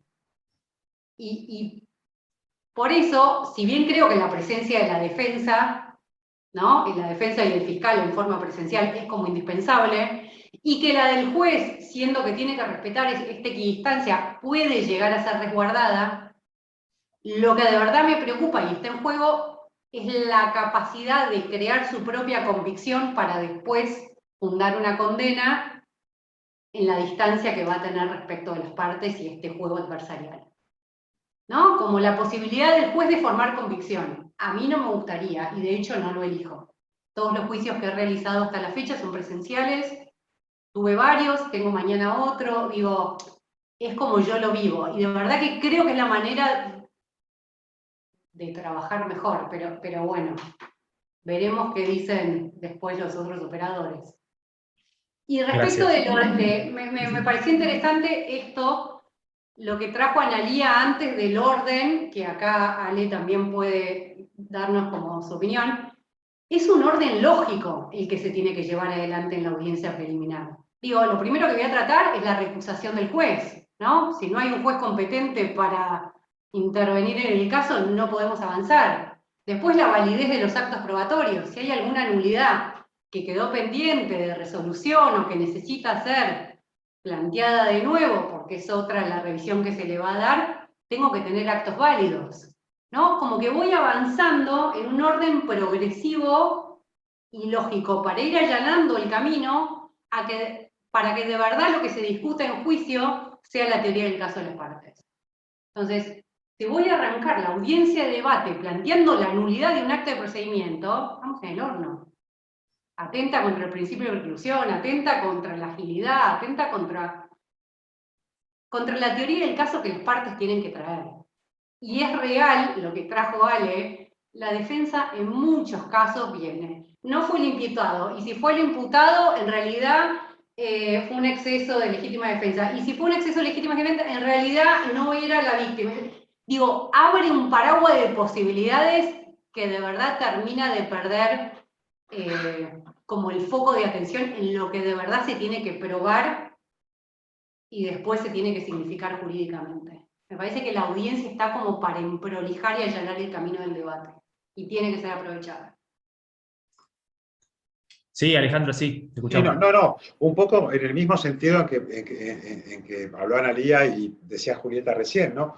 Incluso con el tema de la instrucción suplementaria, ¿no? A veces la instrucción suplementaria puede variar sustancialmente el caso de cualquiera de las partes, ¿sí? Lo que pasa, por supuesto, partimos de un presupuesto ya difícil. La instrucción suplementaria es utilizada para hacer cuestiones que no son de instrucción suplementaria. La instrucción suplementaria es completar algo que yo no pude hacer en tiempo y forma, pero no para determinar si el imputado tiene capacidad para estar en juicio, o si el arma funcionaba o no funcionaba. Claro, si utilizamos más eso, lo que hacemos es completar una investigación que quedó a medias, pero no está a medias, ni siquiera estaba terminada. Si utilizamos la instrucción suplementaria para saber si el material secuestrado era estupefaciente o no, y lo vamos a saber 5 minutos antes del juicio, eso no es una instrucción suplementaria o penal suplementaria. Pero eso puede modificar sustancialmente. Por eso lo que dijeron las chicas recién, sobre todo Julieta al final, es lógico. Hasta que yo no termine eso, bueno, hacemos la instrucción suplementaria y si quieren nos volvemos a juntar, porque nos podemos volver a juntar. Y tal vez el caso varió sustancialmente para un lado, para el otro, o hasta el fiscal se pudo hasta haber quedado sin caso. Porque si después, y doy el ejemplo del estupefaciente, que es de todos los días. Llegamos a los juicios y 5 minutos antes no sabemos si es estupefacientes o si es, o la cantidad suficiente, en la postura que ustedes quieran adoptar, no importa, pero ni siquiera tenemos configurada la tipicidad, y estamos ya 5 minutos antes del juicio. Eso quiere decir que nosotros trabajamos mal, pero yo creo que con el tiempo todo esto se irá corrigiendo, y como hablábamos antes, creo que los tres en el mismo sentido. Son los primeros pasos que estamos dando, creo que hemos avanzado mucho, y esto de las pruebas piloto, a mi modo de ver, ha sido muy, muy importante, porque ya empezamos a entender un poco más el juego. Es cuestión de asentarlo, y esto va a costar mucho tiempo, pero creo que vamos en el buen sentido, en el buen camino.